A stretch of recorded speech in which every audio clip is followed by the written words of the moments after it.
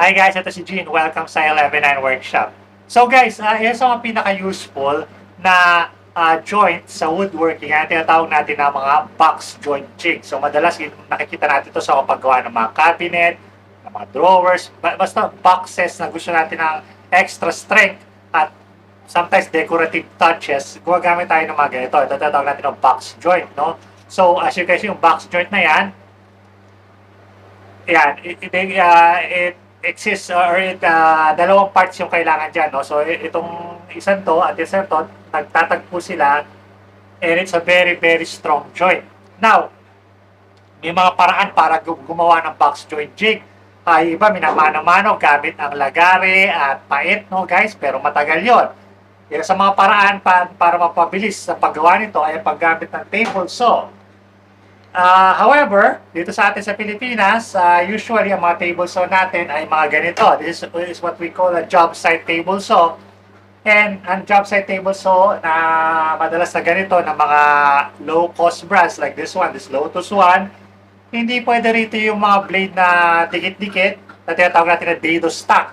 Yun ang ginagamit ang pag-cut ng mga to. Dado stock blades, no guys? Pero, pwede rin naman natin gamitin ng single blade lang tulad nito.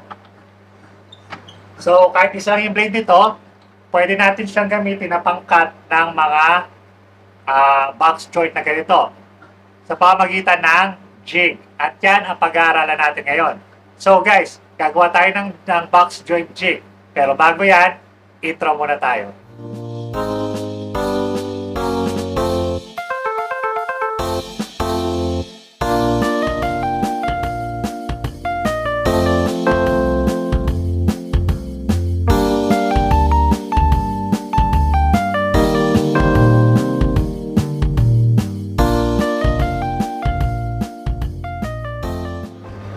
So guys, ito yung ating box joint jig na ginawa. It's very simple guys. It's just made of scrap wood lang dito sa shop.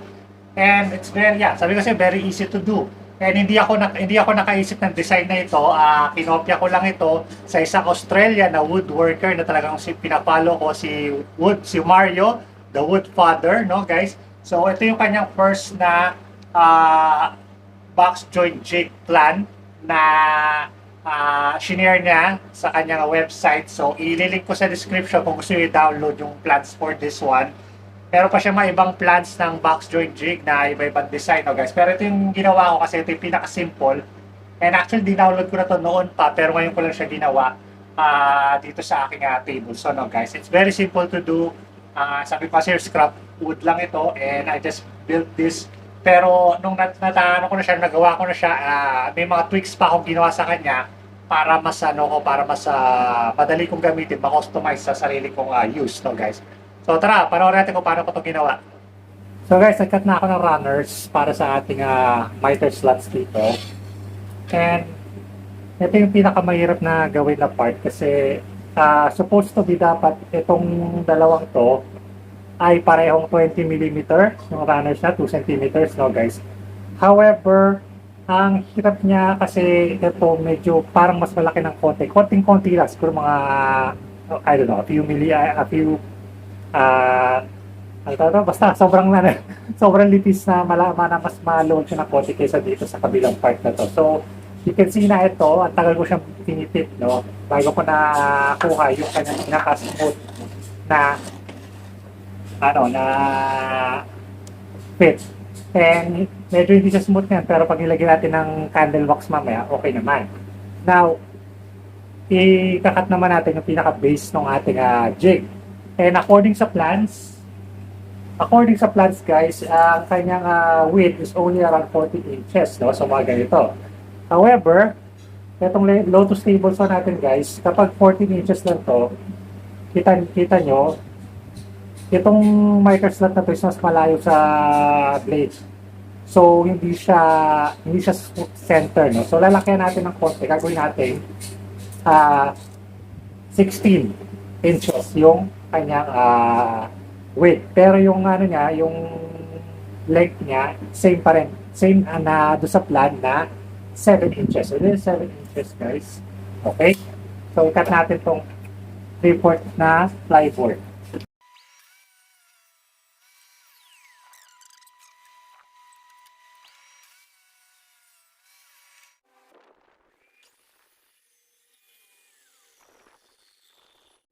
So next naman guys, isanapin natin yung gitna ng ating base. So since this is 16 inches, ang gitna natin is of course 8 inches. So minarkahan ko na yun.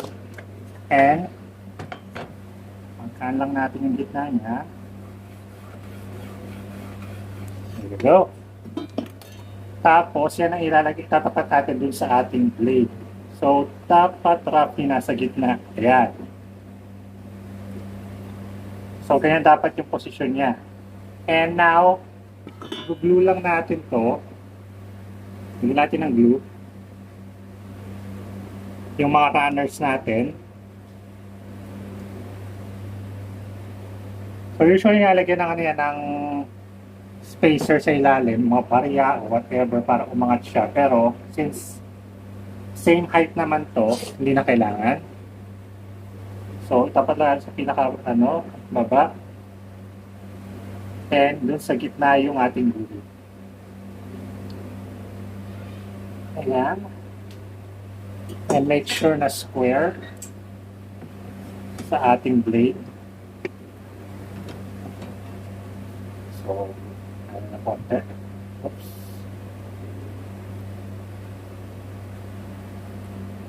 Square yung ating natin fence muna para makita natin. So, square on one side here. And sa kabila naman ay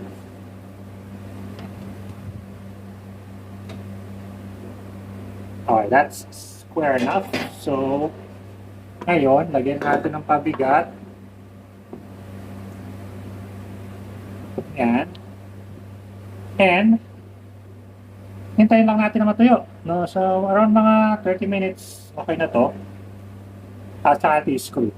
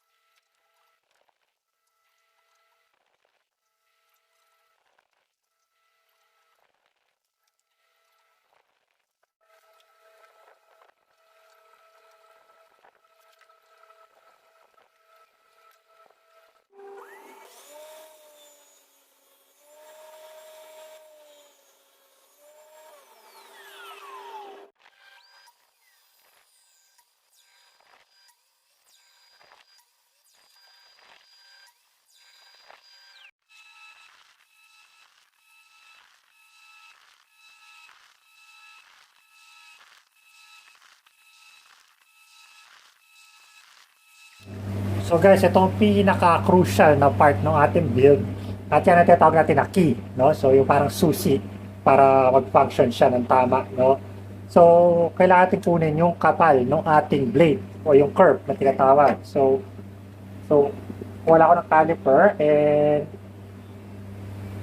I think yan, tama na yung pinaka-ngipin niya. And then naghanap ako dito sa shop ng kasing kapal ng curve na yan. So nahanap ko guys ito sa Allen wrench, no? So yung iba dito ginagamit screw or drill bits, pero okay na to, Allen wrench. And then guys, balik tayo doon sa ating jig, no? So ito, so hindi pa tuyo yung ating glue, pero pakita ko sa inyo kung paano gumagana yung key. So ito yung ating slider na ginawa natin kanina, patong natin dito. And then, binutasan ko siya dito guys. So, tatapat mo siya dito sa right side. And, yan, dito sa dulo ng pinakaunang fingers niya, bubutasan mo siya. Kailangan diretso yung butas, no? At kailangan kasukat siya nung iyong key. In this case, itong Allen. So, binutasan ko na siya. And, kasya na dyan yung Allen wrench natin. Ayan. So, ayan, kung makita nyo, ayan, nakalawit na yung ating Allen wrench sa ilalim. And then, malaya na siyang nakakagalaw. Ayan. So, dyan, yung paggawa na, yan yung gagamit natin na paggawa ng box joint, no? Later. So, yeah. So, hintayin lang natin na matuyo yung glue. And we're gonna do some test cuts na using this jig. At papakita ko sa inyo kung paano siya gumagana. Okay, nilagyan ko pa ng isa pang butas dito guys, mas malapit sa dulo kasi kapag nandito yung key niya at nandyan yung kanyang pwesto, ito, dito tumatama yung blade ng ating table saw. So, mas, I think mas accurate kung dito natin ilalagay yung key, no? So, kung gagawa tayo ng box joint, magsisimula talaga dun sa first side ng kahoy, no? So, halimbawa, ito yung kahoy natin. So, kung ilalagay natin dito mamaya, ang una ng tabas ay dito talaga sa dulo, sa tabi mismo ng blade, no? Sa blade mismo pala, tabi mismo ng fence. Kasi kung doon sa kabila natin ilagay, doon sa kabila yung key, ang una niyang tabas ay somewhere here, no? So, yeah, medyo awkward ng konti yon. So, I think mas okay yung dito. Pero malalaman natin yan mamaya, tingnan natin kung mas okay ba to o mas okay yung ano. Maganda sa jig na ito guys, it's fully adjustable on your preference, no? So, yeah, I think mas okay yung ditong parte. So, malalaman natin yan.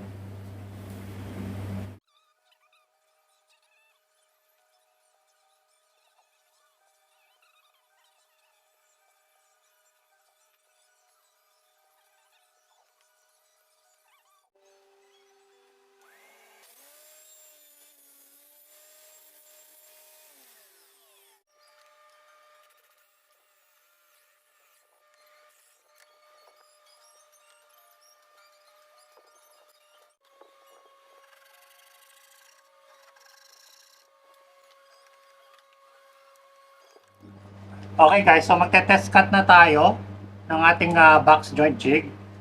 Pero guys, honestly, tinesting ko na to kagabi. And yung mga first test cuts natin is palpak. Hindi tama kasi ang nangyari is yung mga nakat natin na itong butas na to is hindi kasing laki nung ipin nung yung mga first test cuts natin, no? So nagtaka ako kung bakit ganun. And tinignan ko ulit yung plans, nakalagay doon na crucial talaga yung laki o yung taba ng ating key na ito.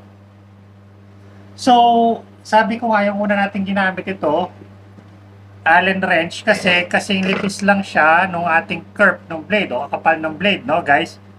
Pero, nagkamali ako kasi eto table saw na to, na Lotus table saw, yung blade niya is hindi steady ang pag-ikot, no? Just like any other na inexpensive job site saw, DIY job site saw, may wobble yung kanyang blade. So that means hindi ganito yung kapal ng kanyang blade kapag umiikot. So mas makapal ng konti ang blade niya kapag umiikot siya. So it took a while, ilang trial and error yung ginawa ko bago ko nakita yung perfect na size ng curve. Ito yon.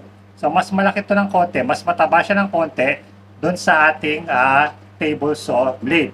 And it works naman kasi nung tinesting ko siya, ayan, so nagawa ko siya ng okay naman, no? So, medyo maigpit.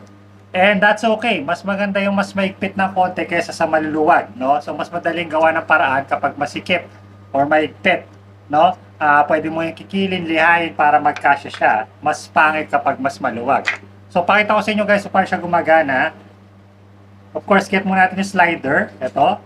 So, lalagyan natin dito sa ating jig, no? So, you can see it's freely moving. Ayan.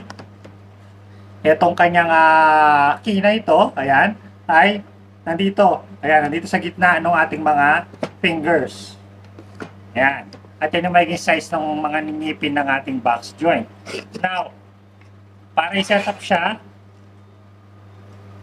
kumuha ka muna ng isang ruler, straight edge, whatever, kahoy, whatever, at ilagay mo rito.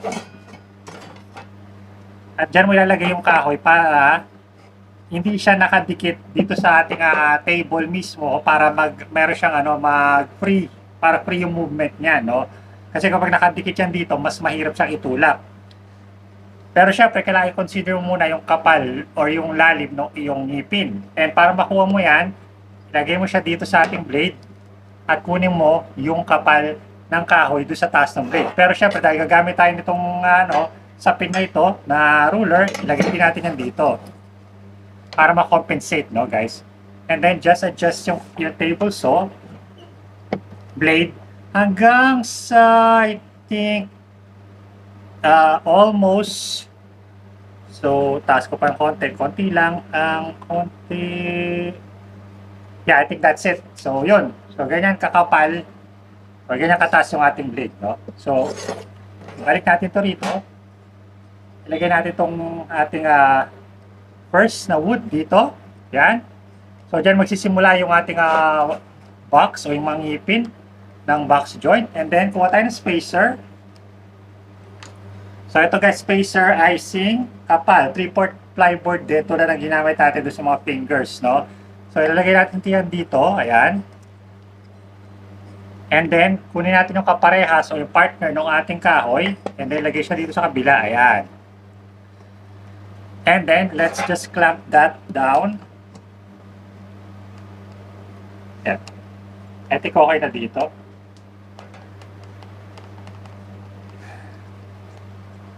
Yan. So yun, tapos tanggalin mo lang yung spacer na to, tanggalin mo na siya, tanggalin mo na rin itong ruler na to, and then you're ready to go guys. So, ininibol lang natin yung kanyang mga fingers, no? So let's just start do sa una niyang finger. Suot ko lang yung mask ko. Ayan, so mag-start tayo dito sa una, first ng tip. So let's start first.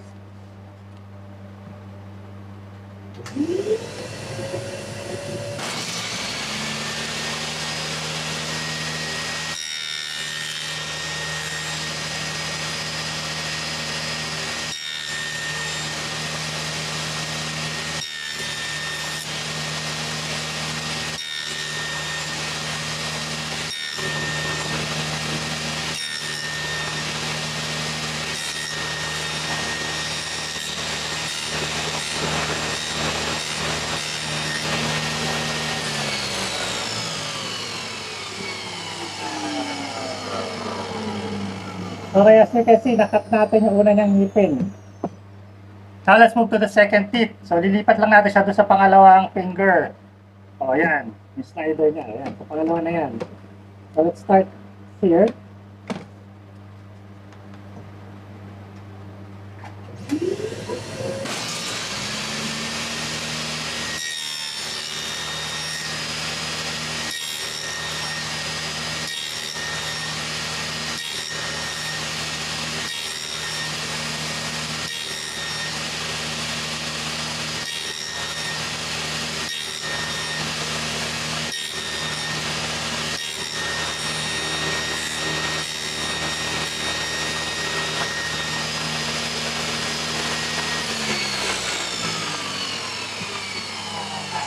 So that's the second fingers niya. Now let's try yung pangatlo. I think this is the last one.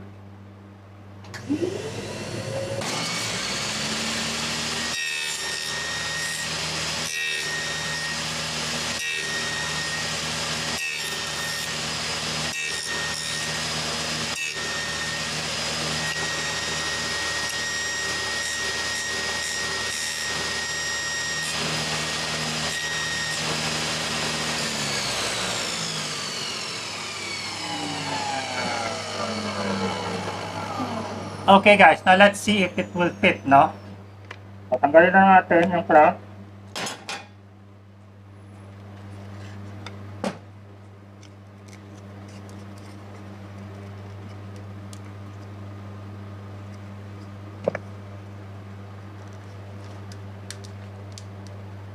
Yun. Yun. So, sakto. So, yeah. Medyo maikpit nga lang talaga siya ng konti. But that's okay nga, sabi ko sa inyo. Mas okay siya na mas maikpit kesa sa mas maluwag, no? So, madali lang gawa ng paraan yun. So, as you can see, medyo may taba siya rito. So, I think kailangan ko pang ayusin ng konti yung pens, no? So, i-ano lang to, i-tweak ko lang ng konti hanggang sa ma-perfect ko yung kanyang distance, no? Pero, yeah, looks nice, no? Looks nice, di ba? Ang ganda. So, yeah, that is a very simple na box joint jig. So, paano guys kung gusto mo na mas maliit yung ngipin ng yung ano ng box joint mo? Madali lang yan when you're using this jig, no guys. You just simply remove yung kanyang mga fingers na ito. So, and then just change it, no? Palitan mo lang ng either 1/4 na plywood, no? So, pwede mong gamitin yung 1/4, 1/4, no? So, same lang configuration. Yung isa nakataas, yung isa mababa para lang mag-slide yung key sa loob, no? Or pwede mo rin na i-mix and match, 1/4, 1/4 1/2, 1/4 3/4 ganyan, or 1/4 na 3, yun nga, 1/4 3/4 or 3/4 1/4 ganyan. Iba-iba, 'di ba? So pwede kang mag-assemble, pwede kang gumawa ng sarili mong style ng mga ngipin. So pwede yung ngipin na nandito yung isa, tapos nandito yung isa. You can do that using this box joint jig. So sobrang versatile siya. And yeah, it's really nice. It's really cool na addition sa yung table saw or sa yung workshop. So yun guys, thank you so much for watching, and sana nag-enjoy kayo dito sa ating ano na to, sa project natin na to. Sabi ko kasi next time gagawa natin to ng bagong ano, gagawa ko ng mas maliliit na ngipin. I think gagawa ko ng 1/4 na plywood naman, no? 1/4 or yeah, 1/4 plywood or 1/2 plywood pala, 1/2 plywood na para mas maliliit, mas tight yung ngipin, no? Para mas maganda yung cut ng ating blade. Kasi yung blade natin is medyo luma na rin at medyo mapurol na. So, nahirapan na siya mag-cut ng mga ganito. Tinayin nyo to, papakit ng mga ngipin natin and mga cuts na yan. So, yeah, it's not good, no? So, or in the future, mag-invest din tayo sa bagong blade, no? Pag siguro sa December, pag nakakuha na tayo 13 months. So, yun. So, but anyway, yun nga, as far as you know, okay naman siya. Kailangan lang siguro kailangan ko lang siguro pinturahan to para magmukha naman siya presentable dito sa shop, no guys. But yeah, it works. So again, gusto ko magpasalamat kay I want to thank the wood father Mario, so for sharing his box joint jig with us. Because of his plan, I was able to build this box joint jig. Yeah, using his plans that I downloaded. Okay, so yeah, thank you, mate. From Australia. So that's Mario, the wood father. Okay, so yeah. Yun lang guys, napa-English tuloy ako. Anyway guys, thank you so much for watching, and I'm gonna see you guys again next time. This is Jim from Live Workshop. Adios. Oh, by the way guys, nakikita nyo ba to? Abangan nyo yan guys, magkakaroon din tayo ng merchandise very soon, okay? So abangan nyo yan. So see you guys again next time. Adios.